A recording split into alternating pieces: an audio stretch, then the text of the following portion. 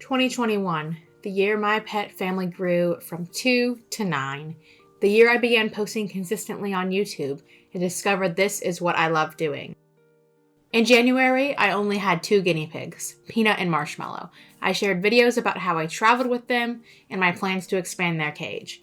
In February, I did my first cage theme, a Valentine's Day cage makeover. I also dealt with my first health issue when Peanut had a hay poke and I had to take her to the vet and administer medication. At the end of the month, I doubled the size of my cage by combining 2 Midwest cages together. With the expansion, I decided to add a 3rd guinea pig to my family. On February 28th, I adopted Pepper from a rescue. In March, I did my first of many guinea pig bondings, and Pepper bonded well to Peanut and Marshmallow.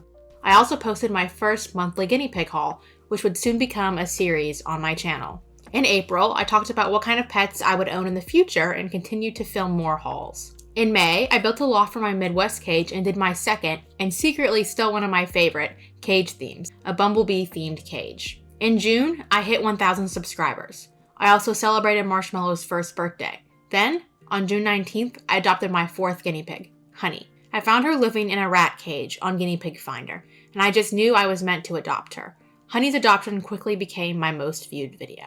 In July, I filmed my first reacting to my subscribers' guinea pig cages, as well as took Honey to the vet for a checkup. Also in July, I attempted to bond Honey to my other 3 girls. This bonding failed miserably, but I still shared a detailed video on the process. In August, I moved into my new apartment, where I had my very own pet room. I began planning how I would lay it out, as well as how I would get Honey a friend. On August 14th, I adopted Olive, who I assumed was a female guinea pig in need of rehoming. Upon bringing her home, I realized she was actually a he.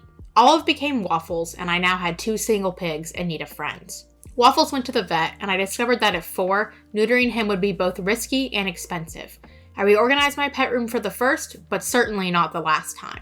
In September, I created my long-awaited strawberry-themed cage, and uploaded my most viewed video to date, my morning routine. On September 7th, I saw a young female guinea pig at my local SPCA, and I just had a gut feeling that she would be a good match for Honey. I picked her up that same day, did the bonding, and everything went over really well. I built the 2 of them a new cage and set out to find Waffles a friend as well.